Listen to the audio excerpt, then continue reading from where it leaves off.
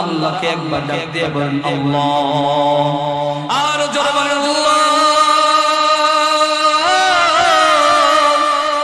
আল্লাহ রাব্বুল আলামিন ডাক দিয়ে বলেন, বান্দা যখন আমি আল্লাহকে ডাকে, আমি আল্লাহ তাআলার মনটা এত শান্ত হয়ে যায়, আমার মনটা এত শান্ত হয়ে যায়, আমি ফেরেশতাদেরকে বলে, ফেরেশতারে আমার অমুক গ্রামের অমুক বান্দা আমাকে আল্লাহ বলে ডেকেছে, আল্লাহ বলে ডাকার কারণে আমার মনটা বড় শান্তি হয়ে গেল।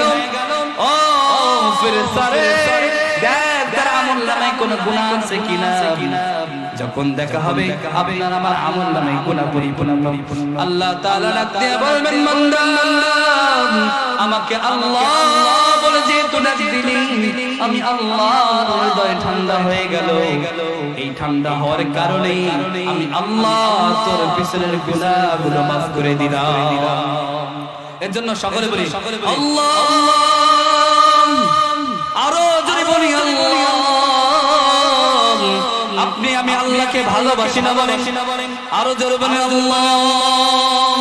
যদি একটা আওয়াজ আল্লাহর পছন্দ হয়ে যায়, ওই একটা আওয়াজই আপনার আমার গুনাহ ধ্বংস করার জন্য যথেষ্ট। কথা বলেন ঠিক কিনা? কাল কিয়ামতের ময়দানে যখন জান্নাতের ভিতরে যখন আপনার আমার ওই মাহফিলের প্যান্ডেলের ভিতরে যখন আপনি আমি থাকবো, প্রথমে দাউদ আলাইহিস সালামকে বলা হবে, দাউদ তেলাওয়াত করে কোরআন থেকে, তেলাওয়াত করে মানুষগুলো খেলতে থাকবে, দুলতে থাকবে আর মজা নিতে থাকবে। এরপরে বলবে, মুহাম্মদ ও আমার বন্ধু তেলাওয়াত করো, তোমার মধুর সুর দিয়ে তুমি তেলাওয়াত করো। আল্লাহর নবী তেলাওয়াত করবে, মানুষগুলো পাগলের মতো শুনতে থাকবে, মানুষগুলো পাগলের মতো শুনতে থাকবে। এরপরে বলবে, বন্ধু থামো, আমি আল্লাহ নিজে কোরআন তেলাওয়াত করতে চাই। আল্লাহ তাআলা সূরা রহমান থেকে তেলাওয়াত করবেন, আনার রহমান। আল্লাহ তাআলা নিজে বলবেন, আমি রহমান। এইভাবে যখন তেলাওয়াত করবে, মানুষগুলোর ক্ষণে ক্ষণে চেহারা পরিবর্তন হইতে থাকবে, মানুষের চেহারা নূরগুলো চমকাইতে থাকবে। আল্লাহ রাব্বুল আলামিনের তেলাওয়াত শোনার পরে সকল মানুষের চেহারা যখন পরিবর্তন হয়ে যাবে, মানুষগুলা পাগলের মতো ঘুরতে থাকবে আর অপেক্ষায় থাকবে কবে জানি আবার সামনে শুক্রবার হয়, আবার আল্লাহ তাআলা কোরআন তেলাওয়াত করে। কথা বলেন ঠিক কিনা? আল্লাহর মুখে, আল্লাহর জবানে আল্লাহর কোরআন তেলাওয়াত শুনতে রাজি আছেন না বলেন? আল্লাহর মুখ থেকে আল্লাহ তাআলা আমাদেরকে এত সুন্দর করে বানিয়েছেন, এত কণ্ঠ গলার ভিতরে দিয়েছেন, এক এক বক্তার এক এক রকম স্টাইলের সুর। কথা বলেন ঠিক কিনা? যিনি আল্লাহ তাআলা এত পদের সুর দিতে পারেন, না জানি ওই মালিকের সুর কত সুন্দর, না জানি ওই মালিকের সুর কত সুন্দর, কত সুন্দর সুন্দর। এইজন্য দুনিয়ার ভিতরে আশা করলে হবে না যে আমি তো জান্নাত পাবোই, জান্নাত দিবই, এমন আশা করে নামাজ ছেড়ে দেওয়া যাবে না, এমন আশা করে ইবাদত বন্দেগী ছেড়ে দেওয়া যাবে না। একজন আমাকে বলতেছে অনেকদিন আগে যে হুজুর জান্নাতে তো যাইতে গেলে নামাজ লাগে না। কে বলছে? আল্লাহ তাআলা তো বলছে প্রত্যেক মুসলমানের অন্তরে যদি কালিমা থাকে সে জান্নাতে যাইতে পারবে। তো আমিও তো জান্নাতে যাইতে পারবো, নামাজ পড়িবা না পড়ি। এখন তাকে বললাম, শুনেন আপনি মনে করেন 100 কোটি টাকা দিয়ে একটা বিল্ডিং বানাইলেন, অনেক সুন্দর করে, প্রত্যেকে সুন্দর হইতেই পারে না, কিন্তু সব কাজ শেষ, মেন গেট বানাইলেন, সুন্দর সুন্দর তালা লাগাইলেন, আন্তর্জাতিক মানের ডিজিটাল তালা আপনি লাগিয়েছেন, ঢোকার জন্য ওই দরজা ছাড়া কোনো ঢোকার মাধ্যম নাই। এখন আপনি বলেন ওই গেটের তালা লাগানোর পরে চাবি ছাড়া কে ঢুকতে পারবে না? চাবি ছাড়া ঢোকা যাবে না। তা আমি ডাক দিয়ে বললাম, ভাই আল্লাহ রাসূল কি বলছে জানে? আল্লাহর নবী বিশ্বনবী নবীগণের সরদার আখিরি জামানার পয়গম্বর দুনিয়ার মানুষকে ডাক দিয়ে বলে, আল্লাহ তাআলা বলেছেন জান্নাত দিবেন, কিন্তু শুনে রাখো তুমি যদি নামাজ না পড়ো আল্লাহ রাসূল বলেন মিফতাহুল জান্নাতিস সালাম, জান্নাতের চাবি হলো নামাজ। জান্নাতের চাবি হলো নামাজ। তুমি যদি নামাজ না পড়ো তুমি তো চাবি পাইলা না। তোমার জন্য জান্নাত আছে, তোমার জন্য জান্নাত আল্লাহ বানিয়েছেন। এখন যদি তুমি চাবি ছাড়া জান্নাত খুলতে যাও পাইবা না। কিয়ামতের ময়দানে আল্লাহকে বলবে আল্লাহ আমি জান্নাত চাই। আল্লাহ তাআলা বলবেন যাও জান্নাতে চলে যাও। তার জান্নাতের ভিতরে নাম লেখা আব্দুল কাদেরের জান্নাতে সে যাবে। যাওয়ার পরে দেখবে বিশাল বড় একটা তালা ঝুলানো। এসে বলবেন আল্লাহ আপনি তো মনে হয় আমাকে চাবি দিতে ভুলে গিয়েছে। জান্নাত তো দিলেন, জান্নাতে ঢোকার অনুমতি দিয়ে দিলেন, কিন্তু আমার তো চাবি দেন নাই। চাবিটা একটু দয়া করে দেন। আল্লাহ তাআলা বলবেন তোমার তো চাবি আমি দুনিয়াতে দিয়ে দিয়েছিলাম। দুনিয়াতে তোমার তো চাবি দিয়েছিলাম, তুমি চাবি আনো নাই কেন? তখন বান্দা বলবে আল্লাহ দুনিয়ায় তো কোনো চাবি পাই নাই। তখন আল্লাহ ডাক দিয়ে বলবেন তুমি কি শোনো নাই মিফতাহুল জান্নাতিস সালাহ, তুমি কি শোনো নাই জান্নাতের চাবি হলো নামাজ। যারা নামাজ পড়তো তাদের বিরোধিতা করেছো, যারা কোরআন পড়তো কোরআনের বিরোধিতা করতো, যারা আমার কোরআনের বাণী গুলা মানুষের কাছে পৌঁছাইতো তাদের বিরোধিতা তুমি করেছো। যারা নাকি সুদ ঘুষের বিপক্ষে কথা বলতো তাদেরকে তুমি তোমার সর্বোচ্চ দুনিয়ায় অল্প শক্তি দিয়েছিলাম, ওই শক্তি দিয়ে তুমি জেলখানায় ঢুকিয়েছো, তাদেরকে কষ্ট দিয়েছো মুসলমান।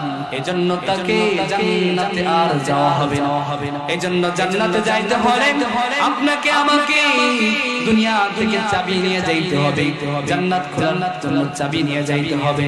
ও মুসলমান বন্ধুরা রে, আল্লাহ রাব্বুল আলামিন ডাক দিয়ে বলে বান্দা এখনো তোমার সূর্য ডোবে নাই, এখনো তোমার মৃত্যুর সময় আমি বলি নাই, এখনো তোমার মৃত্যুর সময় আমি ঘনায় আনি নাই, তোমাকে জীবিত রেখেছি। ও বান্দা সময় থাকতে তুমি এখনো আমি আল্লাহর কাছে তওবা করো। মুসলমান বন্ধুরা আমার, একজন ইমানদারের যখন মৃত্যু হয়, একজন ইমানদারের মৃত্যু হইলে তার অবস্থাটা কেমন হয়? একজন ইমানদারের মৃত্যুর সময় আসমানের ফেরেশতা যখন জানটা নিয়ে আসে, জানটা নেওয়ার জন্য দুনিয়াতে আসে, আব্দুল করিমের জানটা নিয়ে যাবে।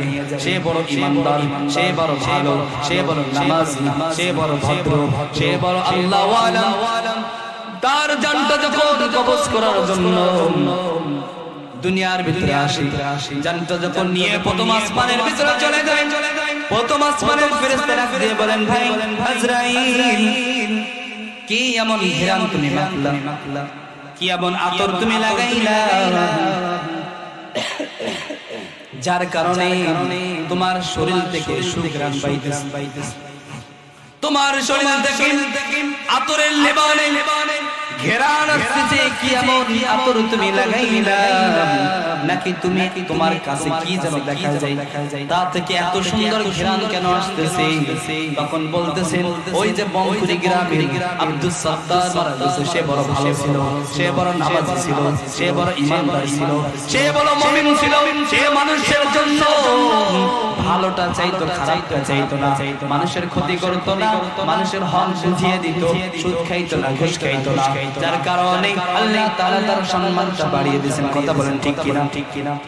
এরপরে প্রথম আসমানে ফেরেশতাগুলো তাকে সালাম জানিয়ে, তাকে সালাম জানানোর পরে স্বাগতম জানিয়ে দিতে আসমানে পাঠাবে। এইভাবে এক আসমান করতে করতে আরশে আজিমের কাছে যখন চলে যাবে, আল্লাহ রাব্বুল আলামিন ডাক দিয়ে বলবেন ফেরেশতা আমার কাছে এখন এসো না, আমি তাকে দেখা দিব না, আমি একদিন দেখা দিব, সেদিন হলো জান্নাতের ভিতরে। এরপরে আল্লাহ তাআলা বলবেন ওই হাতটাকে জান্নাতের ভিতরে নিয়ে যাও, জান্নাতের ভিতরে ঘুম পড়ায় রাখো, ঘুম পড়ায় রাখো, ঘুম পড়ায় রাখো।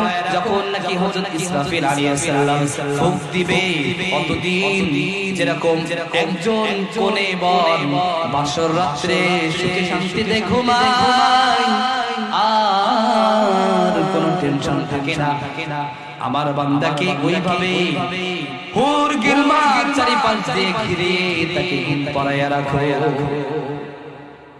একজন ইমানদার বান্দার জন্য এত নাজ নেমত আল্লাহ ব্যবস্থা করে। আর যদি কোনো বদকার হয় মনে করেন এটা নাম বলা যাবে না, যদি নাম বলি তাহলে বলবে যে অমুক ব্যক্তির নাম নিয়ে কইছি। যে কোনো একজন আল্লাহর বান্দা দুনিয়ার এমন কোনো খারাপ কাজ নাই সে করে নাই, মানুষের মাল লুটে খেয়েছে, মানুষের সম্মান হানি করেছে, মানুষের হক বুঝিয়ে দেয় নাই, 10 কেজি গম পাইলে 2 কেজি দিয়ে 8 কেজি মেরে দিয়েছে, এমন যদি কোনো নেতা কর্মী হয় বা এমন কোনো যদি মানুষ হয় তাহলে দেখা যাবে তার আত্মা যখন বের করা হবে এই আত্মারা দৌড়াদৌড়ি করবে শরীরের ভিতরে। হযরত আজরাইল আলাইহিস সালাম সোমেরে জানটাকে বের করে যখন উপরের দিকে যাইতে যাবে, প্রথম আসমানের ফেরেশতা বলবে কি ব্যাপার এত দুর্গন্ধ যুক্ত কি তুমি নিয়ে আইলা, ওটাকে আসমানে ঢুকানো যাবে না, ওটাকে তুমি জাহান্নামের নিচে নিক্ষেপ করে ফেলে দাও। আপনার আমার কবরটা হয়ে যাবে ওই সময় আগুন কবরের ভিতরে আগুন জ্বলবে, বড় বড় সাপ আপনাকে দংশন করতে থাকবে। আল্লাহ রাসূল বলেন যখন কোন বেনামাজি তার লাশটা কবরের ভিতরে রাখা হয়, কবরের ভিতরে আপনি আমি দেখি না, কিন্তু কবরের ভিতরে আগুন জ্বালিয়ে দেন কে? আল্লাহ তাআলা তার কবরটা আগুনের একটা বাগান বানিয়ে দেন, এমন একটা শ্বাস কবরের ভিতরে নিযুক্ত করে দেন, এমন একটা শ্বাস কবরের ভিতরে ছেড়ে দেন, ওই সাপটা ফজর নামাজ না পড়লে জোহর পর্যন্ত দংশন করতে থাকে, জোহরের নামাজ না পড়লে আসর পর্যন্ত দংশন করতে থাকে, আসরের নামাজ না পড়লে মাগরিব পর্যন্ত দংশন করে। এইভাবে সারা রাত্রি তার কবরের ভিতরে সর্বক্ষণ আল্লাহ তাআলার আযাব চলতে থাকে।